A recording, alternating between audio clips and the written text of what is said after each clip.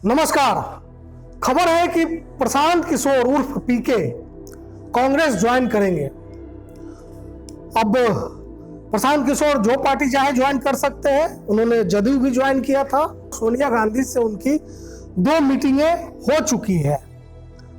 अब ये अच्छी खबर है या बुरी खबर है, किसके लिए अच्छी है किसके लिए बुरी है, ये कहना थोड़ा जल्दबाजी है। लेकिन एक डिस्कशन हम ये जरूर कर सकते हैं कि पीके का कांग्रेस में जाने की बात, और अगर सचमुच वो कांग्रेस में जाते हैं तब क्या स्थिति बन सकती है। प्रशांत किशोर एक बेहतर रणनीतिकार है और डेटा एनालिसिस के बहुत जबरदस्त एक्सपर्ट है, इसमें कहीं कोई दो मत नहीं है। लेकिन जिन लोगों को भी राजनीतिक समझ है उन्होंने ये भी देखा है, ये भी समझा है कि प्रशांत किशोर कोई ऐसा गेम नहीं खेलते, किसी ऐसे राजनीतिक चुनाव में हाथ नहीं डालते जहां हार की गुंजाइश हो या जहां जीत की संभावना न हो।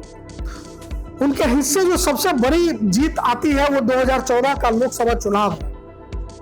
कहा जाता है कि उन्होंने मोदी को जिता दिया, लेकिन क्या वाकई ऐसा है? क्या वाकई मोदी की जो जीत थी वो प्रशांत किशोर की वजह से थी? मुझे ऐसा नहीं लगता। हाँ, उनकी रणनीतियां, उनके कुछ राजनीतिक टोटके जरूर काम करते हैं, उन लोगों को लुभाते हैं। उनका जो डेटा का मैक्रो एनालिसिस है, माइक्रो नहीं, माइक्रो से भी नीचे जाकर वार्ड लेवल का जो मतदाताओं का जो एक एनालिसिस का उनका रिकॉर्ड है, वो हो सकता है कि राजनीतिक दलों के काम आता हो।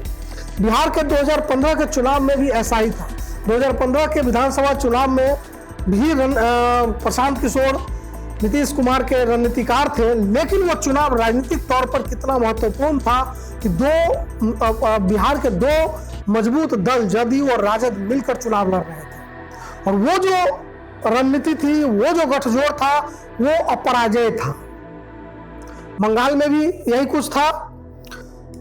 अब सवाल है कि प्रशांत किशोर इस वक्त कांग्रेस में क्यों जाना चाहते हैं, जिस वक्त कांग्रेस लगातार हार रही है, जिस वक्त ये कहा जा रहा है कि कांग्रेस डूबती हुई नैया है, जिस वक्त ये कहा जा रहा है कि खुद कांग्रेस के बड़े नेता एक एक करके कांग्रेस से बाहर जा रहे हैं, उस वक्त प्रशांत किशोर कांग्रेस में क्यों जाएंगे? तो देखिए, इसका जवाब शायद मुझे लगता है शेयर बाजार से निकलता है कि शेयर बाजार के एक बहुत बड़े जानकार हैं, एक्सपर्ट हैं, पूरी दुनिया के वॉरेन बफेट एक्सपर्ट माने जाते हैं निवेश के।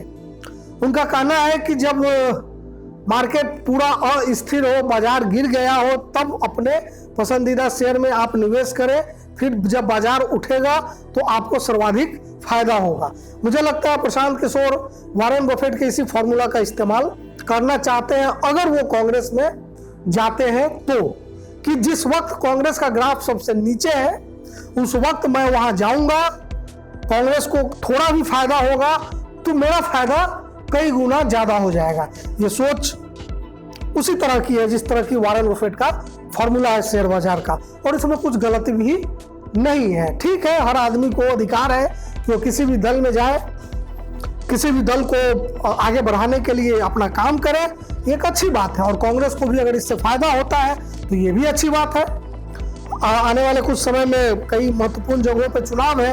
अभी गुजरात में है, हिमाचल में है, उसके बाद राजस्थान, मध्य प्रदेश, छत्तीसगढ़ में है। ये 5 ऐसे स्टेट है जहां सीधा मुकाबला कांग्रेस और भाजपा का है, लेकिन उसमें त्रिकोणीय मुकाबला बनाने के लिए हर जगह, फिलहाल 2 जगह तो गुजरात और हिमाचल में आम आदमी पार्टी आ चुकी है, और उसके बाद मध्य प्रदेश, राजस्थान और छत्तीसगढ़ में भी ये आएगी। बल्कि आपकी रणनीति ही है कि जहां 2 तरफा मुकाबला हो वहां जाकर एक तीसरा कोण बनाइए, और उसमें वो सफल भी रहती है। तो ऐसी स्थिति में अगर प्रशांत किशोर कांग्रेस में जाते हैं, मैं बार बार अगर जाते हैं इस्तेमाल कर रहा हूं, क्योंकि कांग्रेस में उनकी एंट्री इतनी आसान नहीं होने वाली है। क्यों, इस पर आगे बात करते हैं। लेकिन अगर वो जाते हैं और जो आम आदमी पार्टी, क्योंकि आम आदमी पार्टी के लिए भी 2020 के विधानसभा चुनाव में प्रशांत किशोर काम कर चुके हैं, 10 गारंटी जो केजरीवाल की 10 गारंटी थी वो उन्हीं का क्वाइन किया हुआ एक मुहावरा है, राजनीतिक मुहावरा है। इस तरह के राजनीतिक मुहावरे क्वाइन करने में वो काफ़ी तेज माने, मतलब काफ़ी एक्सपर्ट माने जाते हैं। उससे पहले 7 निश्चय बिहार में उन्होंने क्वाइन किया था नीतीश कुमार के लिए। दिल्ली में 10 गारंटी की बात उन्होंने करवाई थी अरविंद केजरीवाल के जरिए। तो हो सकता है कि अपने इस कौशल का लाभ वो कांग्रेस को दिलाएं, लेकिन सवाल ये है कि अगर प्रशांत किशोर कांग्रेस में चले जाते हैं और आगामी हिमाचल और गुजरात के विधानसभा चुनाव में उनकी राजनीतिक जादूगरी कह लीजिए, उनकी जो मैक्रो एनालिसिस कैपेसिटी है राजनीति की, चुनाव की, उसकी वजह से, डेटा एनालिसिस की वजह से अगर कांग्रेस को फायदा पहुंचता है तो निश्चित प्रशांत किशोर का कद कांग्रेस के भीतर बढ़ेगा। लेकिन ऐसे में सवाल यह उठता है कि राहुल गांधी का क्या होगा। अगर कांग्रेस के भीतर प्रशांत किशोर जाने के बाद कुछ करिश्मा दिखा पाते हैं, कुछ कर पाते हैं, तो निश्चित उनकी स्वीकार्यता बढ़ेगी, उनका कद बढ़ेगा। तो उनकी स्वीकार्यता बढ़ने, उनका कद बढ़ने का सीधा अर्थ है कि राहुल गांधी का कद घटेगा। क्या सोनिया गांधी ये रिस्क लेना चाहेंगे? क्या राहुल गांधी ये रिस्क लेना चाहेंगे? अगर वो ये रिस्क लेकर पीके को कांग्रेस में शामिल कराते हैं तो अच्छा है, कांग्रेस के लिए अच्छा है। और अगर ऐसा नहीं करते हैं तब क्या स्थिति बनेगी, इस पर भी हम आगे बात करेंगे। फिलहाल ये कि पीके के लिए कांग्रेस का रास्ता इतना आसान नहीं है, क्योंकि अगर कांग्रेस में एंट्री का रास्ता आसान हुआ पीके के लिए तो आगे कांग्रेस के बहुत बड़े बड़े नेताओं का रास्ता जो है वो मुश्किल हो जाएगा, जिसमें राहुल गांधी भी है। आगे हम इस मुद्दे पर और भी चर्चा करेंगे, तब तक देखते रहिए फाइनल पोस्ट। नमस्कार।